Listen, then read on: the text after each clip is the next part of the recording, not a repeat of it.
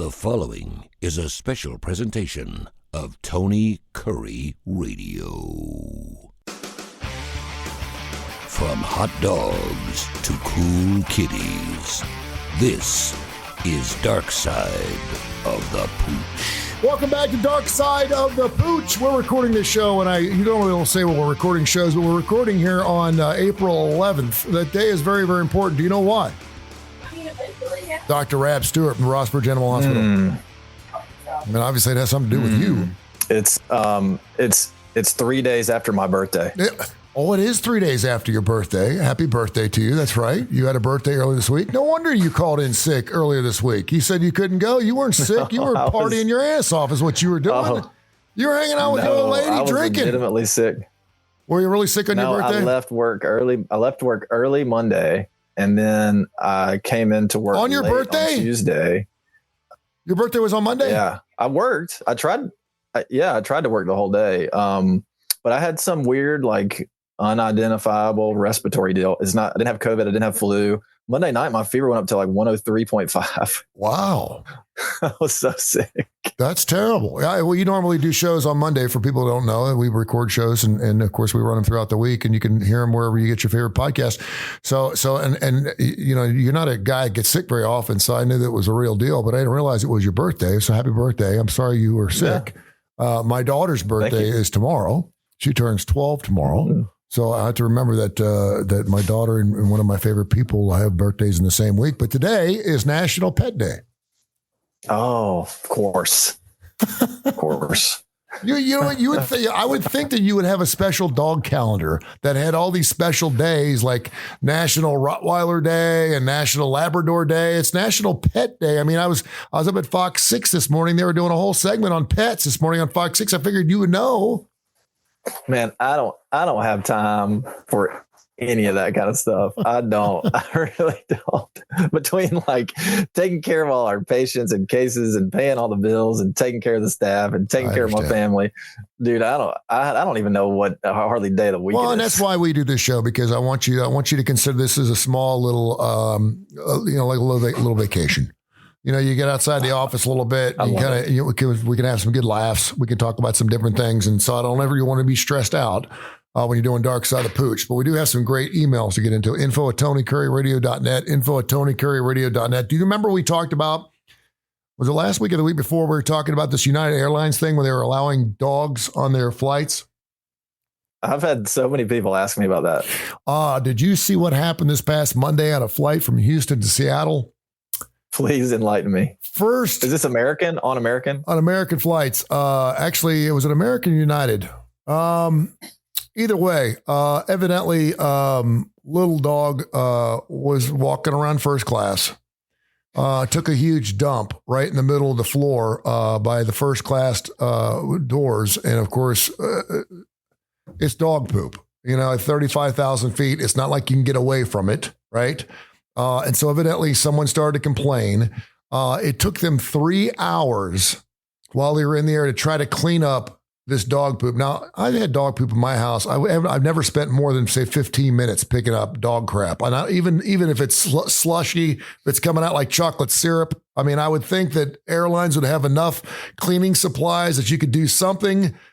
But it got so bad that they closed the bathroom. They wouldn't allow people to use the first class bathroom. And because you weren't allowed to use the bathroom, they had to land the airplane halfway between Houston and Seattle. So they didn't even make their stinking flight because of this dog that they brought on this flight. And of course, if you pull up the story, man, the Twitters and the Instagrams and what people were saying about this gal who brought this dog, it was hilarious, but people were pissed.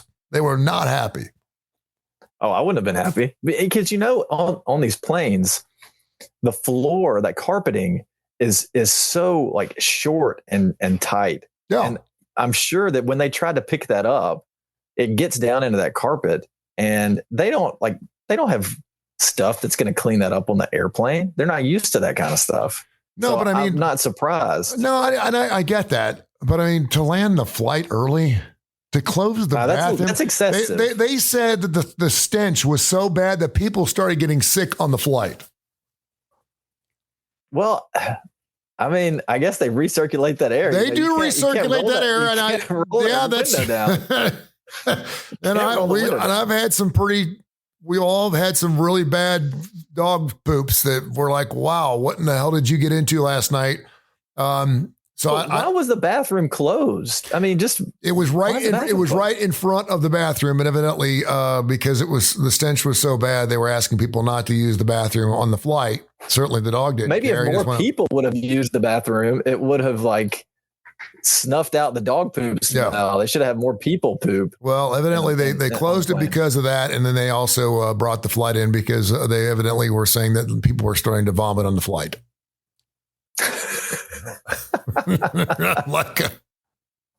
Seriously, which makes me just laugh. Hey, maybe. Makes me just laugh. I think it's hilarious.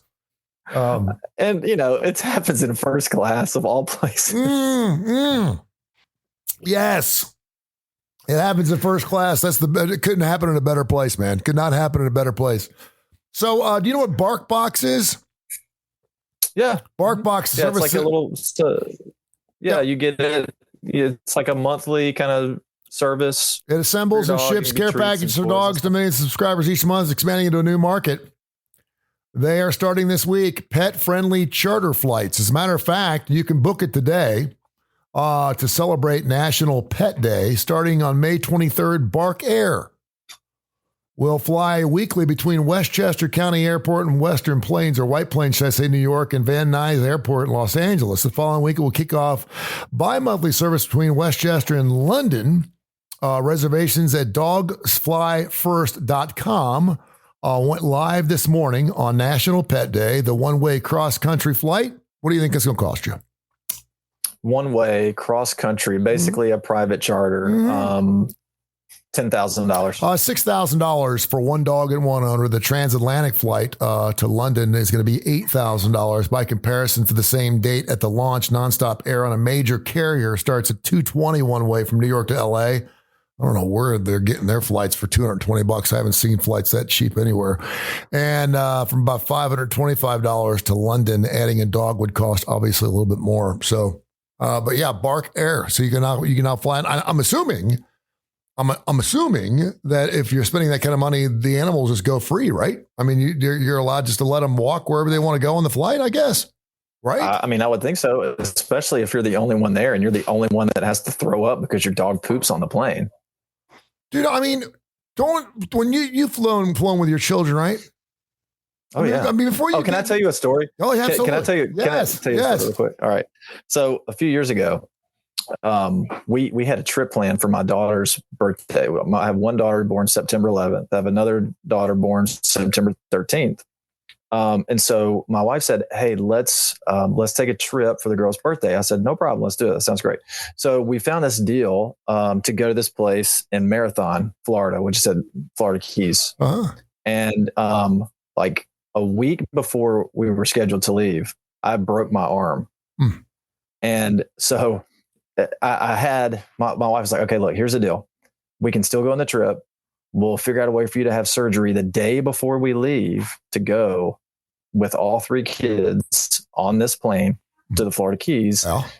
You know, the doctor says you could work the next day if you wanted to. Oh. So let's have the surgery. We'll get on the plane the next day. We'll fly down the Keys. Everything will be great. You can recover down there. That's nice. And then when you come back from the trip, you'll be all recovered. You can go back to work. There you go. I said, okay, fine.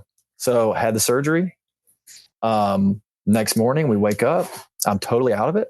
We get on the plane. My kid, like I'm basically comatose during the flight. I mean, I'm awake, but I'm just like I'm melting into the chair. Uh-huh. And we're landing the plane, and I guess then 3-year-old throws up all over my wife and the other people that she's sitting next to. And I just sit there and stare and do nothing to help. and this is September 11th. Yeah. September 11th, we're flying. All right. So we land. The September 11th? No. This is September 11th, 3 years ago. Okay. 2 or 3 years ago. Okay. So then we get to the airport, very small airport. And we leave all of our bags outside. We get in our car, and then we drive from the airport at what is that? The base of the Keys, Key West. Mm-hmm. And we drive an hour to Marathon, which is up the Keys, and we left all of our luggage because I'm always the one who puts the luggage in the car. My wife puts the kids in the car. I put the luggage in the car. Oh, so man. our luggage is abandoned at the airport on September 11th. That has all of our daughter's presents in it. All their birthday presents are in there. So that is a great story. Then we have to drive back. So anyway, yes, I have flown with kids, and yes, I have had kids throw up on planes while I've watched and done nothing. Well, there you go. And we know, when you have kids, you get in the car, you always ask them the question, do you have to use the bathroom before we leave? Because that any 3 to say 7-year-old wants to pee in every gas station between here and Cincinnati. For some reason, they think it's really cool. If you have children, you know what I'm talking about. If you have a child, they haven't started this yet, it will happen.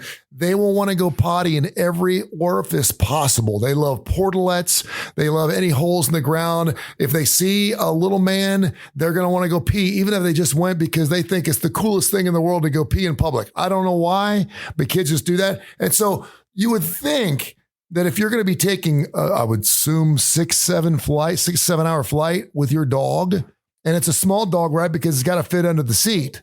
We're not talking big dogs here. That's what I'm saying is the dog poop couldn't have been, it could have been one of those things where like when I take Frisco for a walk, I don't even take a bag because I pick it up with my fingers. And people think it's disgusting. It's like, it's this big. It's like half the size of a Lincoln log. But the dog probably wasn't a firm poop. Well, no, but I mean, it's still really small. How big can it be? You could just stuck your hand back there and let it poop into your hand, and you could have thrown it in the trash. Now you can have some fun with dog poop on a flight because you could take it all the way to the back of the flight and put it in a bag and stick it in someone's carry-on or something. It would be hilarious. But I'm thinking to have the entire flight disrupted because of this little dog. I mean, how bad could it go? I mean, listen, there's so many people who just can't roll with it. No, they just can't roll with it. Man, we are such a world of complainers at this point. Oh, we are so spoiled. I mean, I'm taking out my 357 and I'm going to the pilot and saying, we're not landing this plane. I'm going to shoot you if you land this plane in Tupelo, Mississippi. You better watch out. We're going to make it to Houston. I got news for you. I don't give a shit if this dog dies on this flight. We're not landing the flight.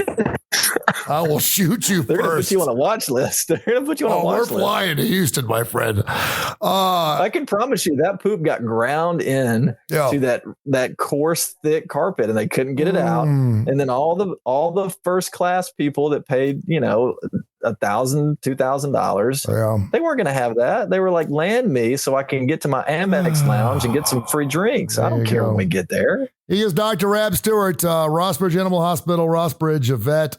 You can check him out, of course, online, Twitter, Instagram, whatever they're on, their social media. You can find them, and they're all over the place. And just go check out his story. He does fantastic work. It's where all my animals go. There is a push now for some businesses, including United Airlines, which I thought was interesting. Google's also doing this, where they're now going to start allowing pet bereavement for new contracted employees. I wanted to know, if you have an employee there that has a dog and they pass away, do you give your employees pet bereavement? And is that something we should start doing more of? I've never heard of it. I get it. I understand it.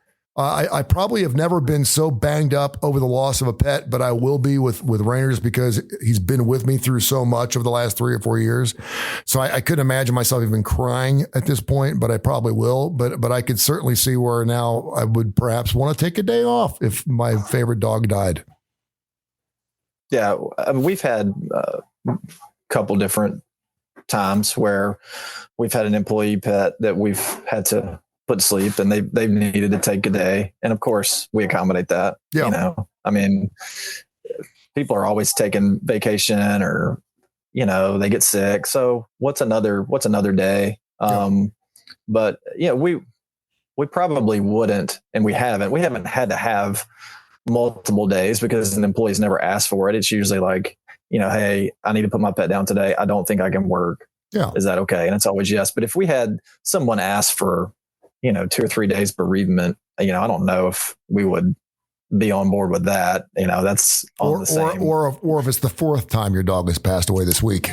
Right. Yeah. That's on par with, that's on par with like a parent dying, where you got to take several days off work. But yeah, it's happened, and we've given them the day. Sure. Yeah. And I could certainly understand where, that would probably be, something nice to do for people. And it's interesting because, I hadn't gotten a new job since 1988 when I took my job here.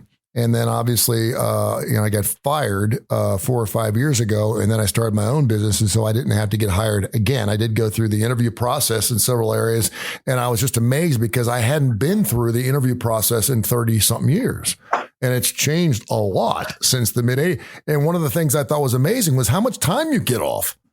They were just like, by the way, you'll get your 12 days vacation. And I was like, okay, so at 12 days, it's 2 weeks, assuming I'm working on Saturdays, I guess, and 12 days of sick pay. And I said, you get 12 days of sick pay a year? And they're like, yeah. And I was like, really? And he's like, yeah. And I said, that's insane. I mean, because I know how pissed off I used to get, because when someone in my business was sick, it meant twice as much work for me. Because I had to do their work. But I mean, 12, is that standard 12 days? You get one off a month? And no, the thing is, there's some people, I know some people, and it really makes me upset. It makes me angry. It's a bit different show for a different day, that they take everything that's given to them. If they get 12 sick days, they're taking every single day. If it's the last week of December and they have 3 days left, they're getting sick to take their 3 days because that's part of their pay. And I think that's the dumbest thing in the world. Yeah, we don't have sick days here. If you're sick and you're too sick to come to work, then stay home. But it's not like you get a certain number of sick days per year. But you're hourly, right? You're hourly. Some are.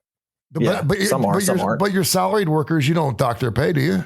If they take a sick day. No. So it's a no. But what I'm saying is if you're sick a lot, you can be sick a lot, but you may not have a job at our office anymore. But it's not like we say you get 12 sick days a year, and once you're done with them, you can't be sick anymore. You know what I'm saying? So I don't know. I don't really understand the whole sick day thing. If you're sick, then stay home. I didn't have a sick day in the first 23 years I lived here.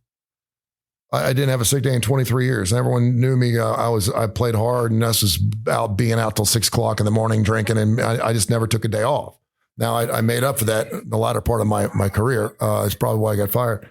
But it was one of the situations where, you get sick and you're off the day, and the second day you almost took a sick day the next day to prove that you were sick the first day.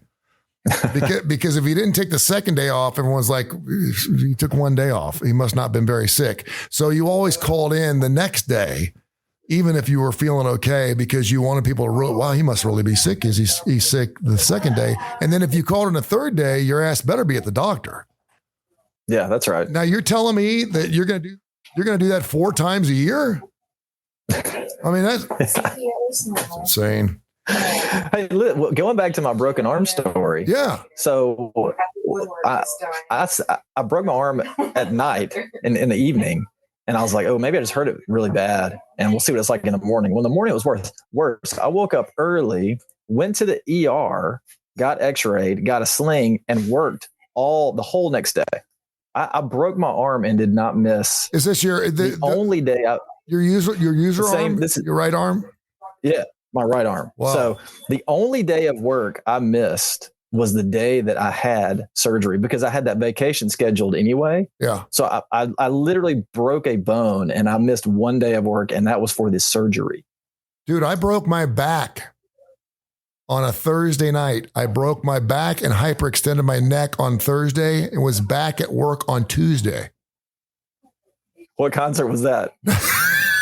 No, I had some type of, I don't know, something wrong with my heart or whatever. I passed out and just basically took a header. I was with my wife at the time. I wasn't drunk. I was out doing a gig at Buffalo Wild Wings. I woke up in the middle of the night to get up and pee and just fell like a tree, broke my back. And so had numbness, was paralyzed for about 10 minutes. I couldn't talk. I couldn't do anything for 10 minutes. I couldn't even get off the floor. Yeah.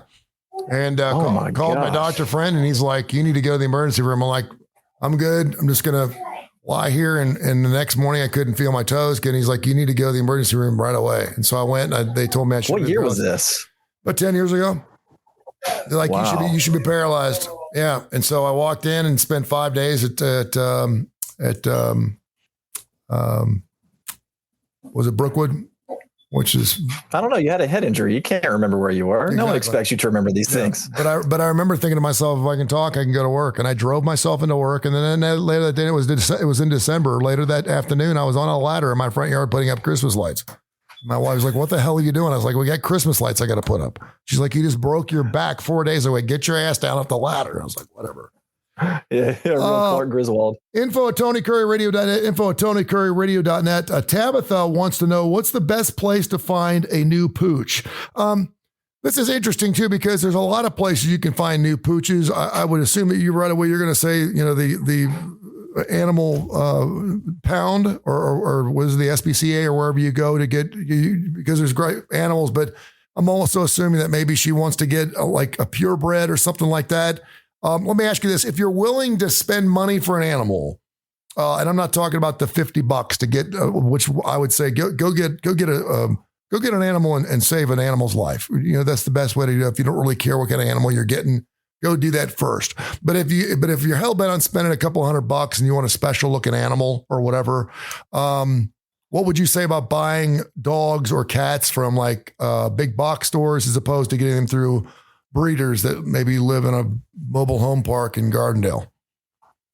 I don't know that you can get them in big box stores anymore. Yeah. I really don't think that you can get them like you and I could back in the day when you could go to the Galleria at that pet store. Believe it or not, there used to be a pet store at the Galleria, and that was one of the, you always go to Spencer's and you always go to the pet store. Yeah. I mean, it was right. If I remember, it was right there next to one of the big department stores. I don't know if it was Parisians or Riches back then or whatever it was.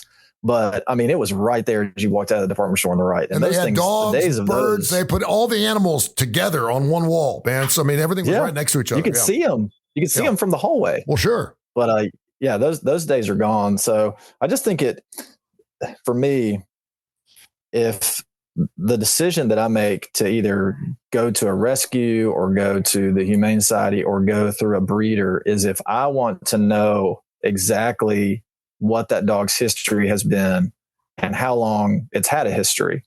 Because if you are interested in getting an adult dog or even a dog that's over about 4 or 5 months old, its personality and behavior traits are pretty much locked in. So when you get a pet, how long is this thing done before they're locked in? I mean, it can be as early as 4 or 5 months. Okay.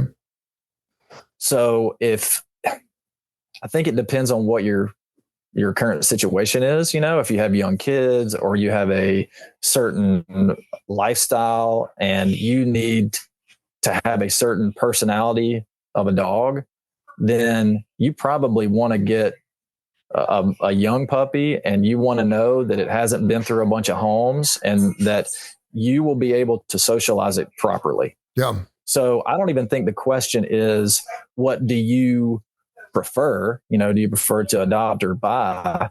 I think you really have to think about the personality of the dog that you need. And if you can always be around it and, you don't have a lot of people come over and almost the personality of the dog doesn't matter, then you're wide open. You can get an adult dog from a shelter or from a rescue group. And then, maybe you could change some of those behaviors. But, if you're looking to have a well-behaved dog and a socialized dog, going to the Humane Society and getting a 2 or 3 year old dog might not be the best decision for you. Yeah.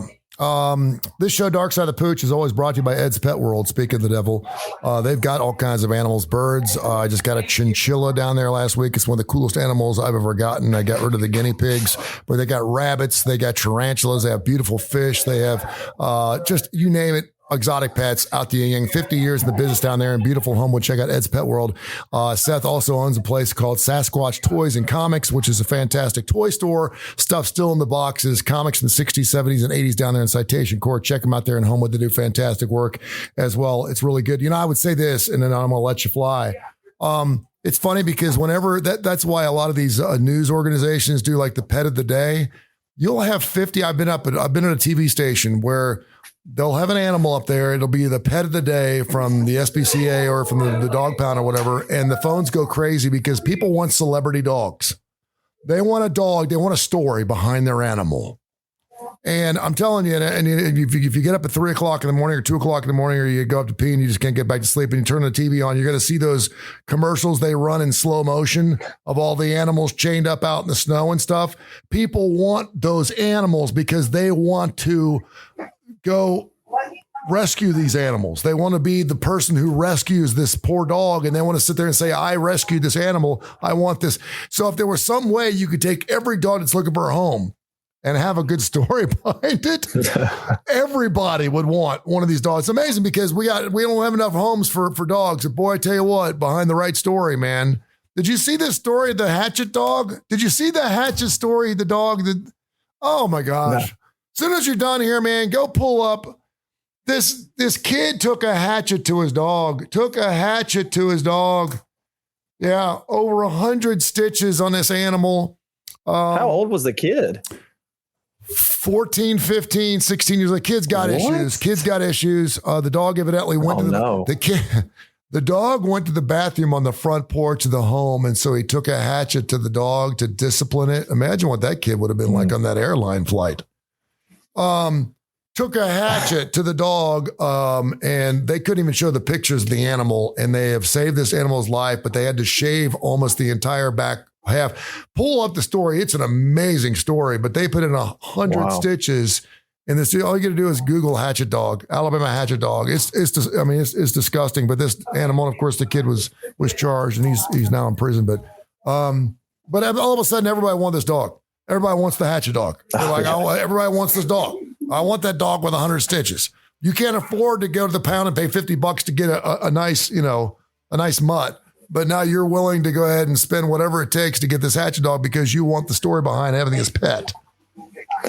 Yeah, that's, the shine of that was going to fade very quickly. Fast. Really, really fast. Yeah. Particularly when one of those, sutures opens up, a couple weeks down the road, and you're looking at a $300 or $400 bill to suture it back up, and it's not a great story anymore. So do the right thing. The news cycle is quick. People are going to forget that pretty fast. Indeed. Tell people how they can find you, and I'm so glad you're feeling better. Go. Thanks, man. Yeah, you can call us at 208-0301. You can email us, rossbridgeanimalhospital@gmail.com, or you can find us on Facebook. Love you, brother. Thank you, man. We'll talk to you next week. Bye, man. See you. This has been a special presentation of Tony Kurre Radio.